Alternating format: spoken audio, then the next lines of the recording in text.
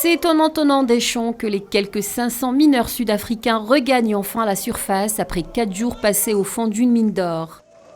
Pour une fois, il ne s'agit pas d'un accident minier tragique, mais d'un mouvement de protestation syndicale qui aurait peut-être dérapé. Car même si la majorité de ces ouvriers étaient mobilisés dans ce sit-in, une centaine d'entre eux disent avoir été retenus contre leur gré.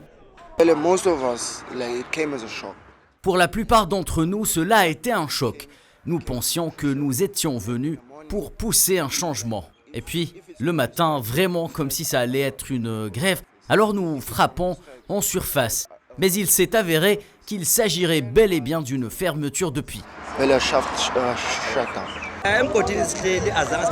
Nous n'étions pas entrés dans la clandestinité par la force. Tous ceux qui étaient sous terre étaient là de leur propre gré.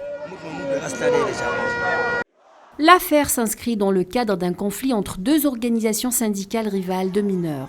La direction de la mine d'or Goldone et la National Union of Mine Workers, un des deux syndicats qui, pour rappel, a été créé en 1982 par le président Cyril Ramaphosa, affirme que les 500 mineurs étaient retenus en otage. Eh bien, c'est un peu les deux, c'était une prise d'otage dans l'intérêt du travail. De son côté, l'association des mineurs et du syndicat de la construction, l'autre syndicat impliqué, lui dément les allégations et évoque un sit-in volontaire de protestation et affirme qu'une majorité écrasante de mineurs ont signé pour adhérer à son syndicat, mais ne bénéficient pas encore de représentation officielle. C'est ce qui a déclenché le mouvement social.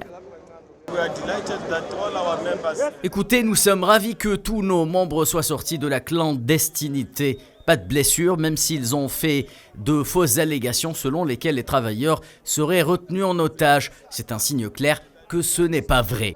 L'origine et les circonstances de cette affaire restent encore très peu claires. S'agit-il vraiment d'une prise d'otage au fond d'une mine d'or ou d'un sit-in organisé sous terre? Pour l'heure, les deux thèses s'affrontent et l'enquête est en cours.